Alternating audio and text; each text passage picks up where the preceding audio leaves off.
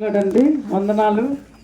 మరి దేవుడు మీ గ్రామాన్ని ప్రేమించి ఇదిగోండి మమ్మల్ని అందరినీ చాలా దూర ప్రాంతం నుంచి విశాఖపట్నం నుంచి మరి అనేకులు రావడం జరిగింది. ఇదిగోండి దేవుడి మాటలు మీ మధ్యలో పంచుకోవడానికి ఇదిగోండి మమ్మల్ని ఇలా తీసుకొచ్చిన విధానాన్ని బట్టి మేము నిజంగా దేవుడిని ఎంతో స్తుతిస్తున్నామండి. మరి చెప్పబోయే మాటలు ఏంటంటే మరి చెప్పాలంటే చాలా పెద్ద సాక్ష్యం ఉంది. మరి అంత టైం లేదు కాబట్టి ఒక 2 నిమిషాలు చెప్పి నేను ముగించాలని ఆశపడుతున్నాను. నా పేరు అరుణ అండి. కానీ మనిషి ఒక మనిషి కలయికంట ఊరికనే అంట దేవుడు పెట్టడంటండి. ఒక మనిషి కలవడానికంట ఊరికనే ఎవరిని పరిచయం చేయడంట. మీ మధ్యకి మమ్మల్ని తీసుకొచ్చిన దేవుడు చాలా గొప్పవాడండి. ఎందుకంటే మన ఆలోచనల కంట ఆయన ఆలోచనలంట చాలా గొప్పవంట. ఎలాగంటే ఇప్పుడు చంటి బిడ్డ ఉంది, చంటి బిడ్డ నుంచి అమ్మ ఏమైనా తీసుకుంటే తన పిడికిడి ఎంతే ఉంటుంది కాబట్టి నేను తీసుకోను నువ్వే నాకు ఇవి అంటది.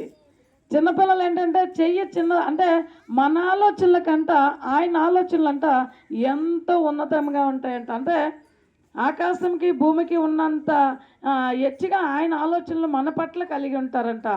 మరి ఈ మాట ఎందుకు చెప్తున్నానంటే మరి ఉదాహరణకి దేవుడు చేసిన గొప్ప కార్యాలు మరి మీ మధ్యలో పంచుకోవడానికి మరి నాకు సమయం ఎక్కువ లేదు కాబట్టి మరి ఒక చిన్న మాట చెప్పాలని నిజంగా ఆశపడుతున్నాను. ఆయన చేసిన కార్యాలంట కంటికి కనబడవట, కంటికి కనిపించవంట. ఎందుకంటే ఉదాహరణ నేనే ఎస్పెషల్లీ నేను నిన్న మధ్యాహ్నం భోజనం చేస్తూ ఉంటే మరి నేను మా బ్రదరు మా సిస్టరు మా అబ్బాయి నలుగురం కలిసి అలా డైనింగ్ టేబుల్ మీద కూర్చొని భోజనం చేస్తూ ఉంటే వాళ్ళు తింటూ ఉన్నారు. జస్ట్ నేను పలబారినట్టు ఒక 4 ముద్దలు తిని పలబారితే మరి ఇంకా వామిటింగ్ లాగా ఆ సెన్సేషన్ వచ్చి మరి ఇక గుండంతా పట్టేసి ఈ చెయ్యంతా లాగేసి అది వినడానికి చాలా చిన్న మాటలాగా ఉండొచ్చు, కానీ ఏంటంటే భరించే వాళ్ళకి అది చాలా పెద్ద ప్రాబ్లం అన్నమాట. ఒళ్ళంతా చెమట పట్టేసి అప్పుడు దాకా బాగానే ఉన్న అంటే ఏ టైంకి ఎవరు ఎలా ఉంటామో తెలియదు అనమాట. ఏ టైంకి ఎవరు ఎలా ఉంటారన్నది ఎవరు ఎక్స్పెక్ట్ చేయలేకపోతున్నారు. ఎవరు ఏ స్థితిలో ఉంటారో, ఎప్పుడు కనిపిస్తారో, ఎప్పుడు మాయమైపోతారో, ఏమైపోతారో కూడా తెలియని స్థితిగతుల్లో మనం ఉన్నాము. ఈ మాట ఎందుకు చెప్తున్నానంటే అలా నేను వాంటింగ్ అయినా మరుక్షణము నేను రాగానే సోఫాలో పడిపోగానే మా వాళ్ళు కంగారు పడిపోయి నాకు నిజంగా నేను ఇలాగా ఇప్పుడు మీ మధ్యలో మాట్లాడడానికి నా మాట ఎవరికి అవసరమని దేవుడు నన్ను ఇక్కడ తీసుకొచ్చాడో నాకు తెలియదు. కానీ ప్రేమైన వాళ్ళరా, మరి కొన్ని మాటలంట మన హృదయానికి హత్తుకుంటాయంట. కొన్ని మాటలంట మరి చూడండి దేవుడు పంపిస్తేనే కొన్ని మాటలు దేవుడు ఆ స్వరూపంతో ఆయనే వచ్చి దిగి మాట్లాడితే అరే దేవుళ్ళలాగా వచ్చావమ్మా, మనం వచ్చో దేవుడు ఇలా చెప్పినట్టే నువ్వు మాట్లాడావమ్మా అని చెప్పి మనం మనుషుల్ని ఉదాహరణ తీసుకుంటాం. ఎందుకు తీసుకుంటామంటే మనం మానవులం కాబట్టి. ఈ మాట చెప్పడానికి మీ మధ్యలోకి నా దేవుడు నన్ను ప్రాణాలతో ఉంచి యాక్చువల్గా చెప్పాలంటే నిన్న మధ్యాహ్నం నాకే ఆశపోయింది. ఎందుకు పోయిందంటే అప్పుడు దాకా మరి చలి, వాతావరణం చల్లగా ఉంది, మరి విపరీతమైన చెమట పట్టి అప్పటికప్పుడే 2 నిమిషాల్లో తారుమారు అయిపోయిందంటే మరి చూడండి దేవుడు ఎంత గొప్పవాడో. మరి ఇప్పుడే జరిగిన ఒక సంఘటన ఏంటంటే మరి ఒక దైవజనులు ఒక దగ్గర మాట్లాడుతూ ఉంటే మరి ఎదురుగా ఒక రెస్టారెంట్ ఉంటే అక్కడికి వెళ్ళి వాటర్ బాటిల్ తీసుకున్న కడపత్రికి ఇచ్చేలోగా నా ఫోన్ అక్కడ మర్చిపోయాను. ఆ ఫోన్ వాల్యూ 40,000 రూపాయలు. మరి ఆ మనస్సు అన్నది ఆ ఒక్క ఇచ్చేయాలన్న ఒక హృదయం అన్నది దేవుడు పెడితే కానీ ఏది జరగదండి. ఎందుకంటే 40,000 రూపాయల ఫోన్ కదా, అయ్యో నేను జోబులో పెట్టుకుంటే ఎవరు పెట్టుకున్నారో మనం చెప్పలేం. అక్కడ ఉన్న 20-30 మందిలో 10 మందిలో 2-3 ముగ్గురులో కూడాను. అలాంటిది ఆ హృదయాన్ని ఆ బిడ్డకి పుట్టించి అంటే ఈ మాటలన్నీ ఎందుకు చెప్తున్నానంటే మనుషుల స్వభావం అంటే అది కాదండి.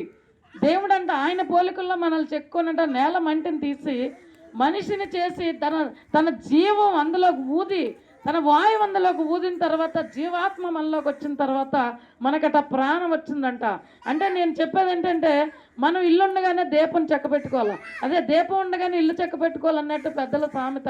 అదేంటంటే బైబిల్ కూడా చెప్తుంది మనకు ఆరోగ్యం ఉన్నప్పుడు, మనకు అన్నీ కనిపిస్తున్నప్పుడు, మన స్థితిగతులు బాగున్నప్పుడు, వెళ్తురున్నప్పుడు, అంటే మనం ఎక్కడి నుంచి వచ్చామో ఎక్కడికి వెళ్ళిపోతాం. ఇప్పుడు మేము వైజాగ్ నుంచి వచ్చాం, మీ మధ్యలో మహా అయితే ఒక అరగంట గంట మీ మధ్యలో మేము పంచుకుంటాం. తర్వాత మళ్ళీ మా ఇళ్ళకి మేము వెళ్ళిపోతాం. అలాగే ఈ శరీరం మట్టిలోంచి వచ్చింది కాబట్టి మట్టి అయిపోతుంది, మన్నులోంచి వచ్చే మన్ను అయిపోతాం. కానీ ఆత్మ ఉంది, ఆత్మకి చావు లేదండి. ఆత్మట ఘోషిస్తుందంటండి. ఎందుకంటే మనం చేసిన పొరపాట్లంట. మరి ఇప్పుడు నేను తిన్నగా వైజాగ్ నుంచి వచ్చాను కాబట్టి తిన్నగా ఇంటికి వెళ్తే మా వాళ్ళు కూడా చాలా సంతోషిస్తారు. ఎందుకంటే నా భర్త నా బిడ్డలు కూడా అయ్యో మా మమ్మీ మార్నింగ్ వెళ్ళింది ఇప్పుడు వచ్చిందని. అలాగే తండ్రి అంట, పరమ తండ్రి, పైన తండ్రి అంట, ఇదిగో నా బిడ్డని, నా కుమారుని, నా కుమార్తెని ఇలా చేసుకున్నాను నేను. మరి వాళ్ళు నా మాట వినటం లేదు. మరి నా మాట వినాలంటే వాళ్ళ భూమి మీద ఉన్నప్పుడే, వాళ్ళ స్థితిగతులు బాగున్నప్పుడే ఇదిగో నన్ను తెలుసుకొని, మరి ఆత్మకి చావు లేదు కాబట్టి మరి పరమందు దేవుడు ఒకటే కోరుకున్నాడు, ఏంటంటే నా కుమారుడా, నా కుమార్తె, ఇదిగో 2 దారులు నీకే ఇచ్చాను, ఏ దారిలో వెళ్తావో నువ్వే ఎంచుకో. మంచోటి చెడోటి, చీకటోటి వెలుగోటి, పాపం ఒకటి పుణ్యం ఒకటి, మంచి చెడులో ఏదైనా మనకే దేవుడు అప్పు చెప్పాడు. ఒక మనిషితో ఎలా మాట్లాడాలో, ఒక మనిషితో ఎలా మాట్లాడకూడదో అది కూడా దేవుడే స్పష్టంగా చెప్తున్నాడు. జ్ఞానం ఉన్నప్పుడే, తెలివి ఉన్నప్పుడు, ఆరోగ్యం ఉన్నప్పుడు మనం ఏం చేయాలంటే, మరి పరమందు ఆత్మకి చావు లేదన్నారు కదా, మరి వాళ్ళందరూ వైజాగ్ నుంచి వచ్చారు కదా, వాళ్ళందరూ ఎందుకు ఇలా చెప్తున్నారు? మరి ఆత్మకి చావు లేదంట అంటే మనం ఏం చెయ్యాలా? ప్రియమైన యేసు ప్రభు వారు చెప్తున్న మాట ఏంటంటే, ప్రియమైన వారులారా, ఆయన చెప్పే మాట ఏంటంటే, నా యందు ఎవరు నమ్మిక ఉంచుతారో నన్నట ఆయనట కనుక్కోవడానికి మీరు ఎక్కడికి వెళ్ళవలసిన పని లేదండి. ఎందుకు పని లేదంటే, మీరున్న స్థితిలోనే, మీరున్న పరిస్థితుల్లోనే, మీరు ఎక్కడికి వచ్చినారో, మీరు ఎక్కడ పడుకున్నారో, మీరు ఏం చేస్తున్నారో, మీరు ఏ పని పాటలో ఉన్నారో దేవుడు చెప్పే మాట ఏంటంటే, నా కుమారుడు, నా కుమార్తె, నువ్వెక్కడికి వెళ్ళవలసిన పని లేదు. నువ్వే స్థితిలో ఉన్నావో, నువ్వే పరిస్థితిలో ఉన్నావో, అక్కడి నుంచి తండ్రి అని నన్ను ఆవగించేంత విశ్వాసం నా మీద ఉంచితే అదట మహావృక్షం అయిపోందట. ఏమండి, ఆవగింజంత నమ్మకం ఆయన మీద పెట్టి ఒక బిడ్డ తండ్రి మీద ఎలాగ ఆధారపడుతుందో అలాగా ఆధారపడినట్టయితే దేవుడు నీకోసం ఎంత ఎదురు చూస్తున్నాడు. ఆయన ప్రాణమే పెట్టాడు నీకోసం, నా కోసం. ఇదిగోండి, మీకు ఎవరికైనా ఇక్కడ వెళ్ళాలనుకుంటే చర్చ్ ఉంది పక్కన, ఆ చర్చికి మీరు వెళ్ళొచ్చు, మీ పరిస్థితులు చెప్పొచ్చు. మీ అందరి కోసము దైవజనులు ప్రార్థన చేయడానికి సిద్ధంగా ఉన్నారండి. చిన్న మాటలు దేవుడు దీవించును గాక. Thank you. రానమ్మా.